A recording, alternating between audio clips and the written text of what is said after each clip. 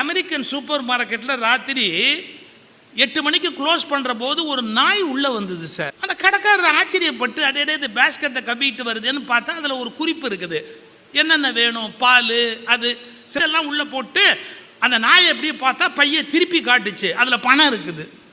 அந்த பணத்தை எடுத்துட்டு அவர் சில்லறையை போட்ட உடனே வாலாட்டுச்சு, அதாவது தேங்க்ஸ் பண்ணதா. ஆச்சரியம், அடே எப்படிப்பட்ட நாய், டக்குன்னு கடையை முன்னாரு, இது யார் வீட்டு நாயின்னு பார்க்கணும்னு ஃபாலோ பண்ணி கூட வந்தா பஸ் ஸ்டாப்பில் வந்து நின்று நம்பர் பார்த்து ஏறுது. கண்டக்டர் இந்த வீட்டுக்கு போய் சார் காலிங் பெல் அடிக்குது சார்.